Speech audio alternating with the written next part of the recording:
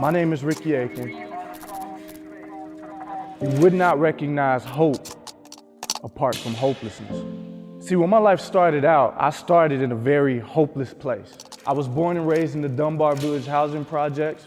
So as a little boy growing up, seeing my family dynamics, not having a father figure in my life, I felt like my options were slim. I was either gonna sell dope or do it. So that trajectory started really young for me, as early as 3rd grade. My mother at this time in her life, her drug addiction had gotten the best of her. And it consumed her life so much so that the only place we could find shelter was in a shed behind an abandoned house. At this time, I had finally dropped out of school. I had been selling weed for a while. Now I was dabbling into selling crack. Me and my friends throughout high school, our trouble started to escalate, where we go to these dance parties on weekends and we get in the same kind of fights that we get into when we were in middle school. Only things would escalate. And then that fight after a party would turn into someone on the other side getting a gun, shooting at us, running us off. And then my friends got access to guns and we shoot at them and run them off. And so by the age of 16, 17 years old, I'm losing my friends. I'm losing people that I ran around the projects with as children. They are dying at the ages of 16, 17 years old. And the people that we were beefing with, fighting with, they were people from our same projects who happened to have moved a few blocks over. That's how sinister inner city gun violence is.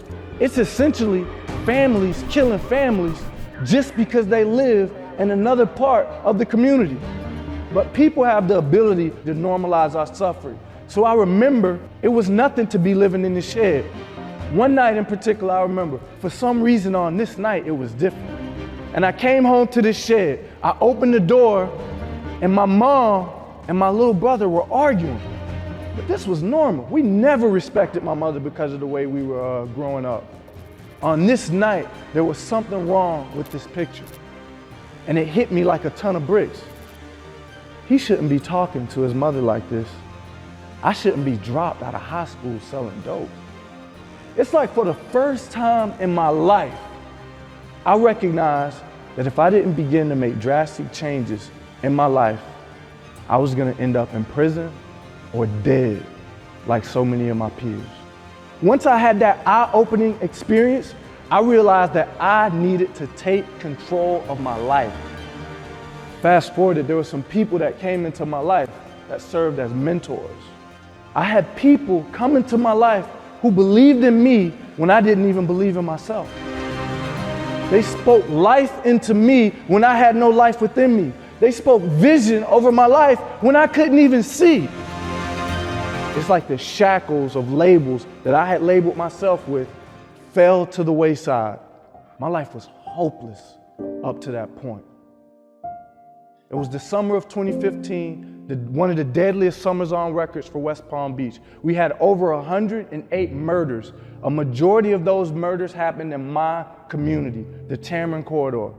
For many years, most people in my community would see the gun violence that continued to ravage the young people in our community, and we'd be helpless and hopeless. We'd throw our hands up and we'd say, what can we do about this? What could we do about this? The government should be doing more. The president should be doing more. There was no meaningful solution. I remember the day like yesterday, my cousin Terrion and I stood in his front yard lamenting the fact that so many of the young brothers that we had grown up with were now dead before the age of 21. Many of the young men that we had mentored over the years were now dead, and there was no one in the community doing anything about it. And I began to wonder, if what's happened in my life and the new hope that I found in my life can happen in my life, why can't it happen for my peers? Why can't it happen for my friends? That's when I recognized all that pain, all that misery, all that pressure equipped us to be the solution to the problem that we saw in our community. It's my conviction that real change happens when the people who need it lead it.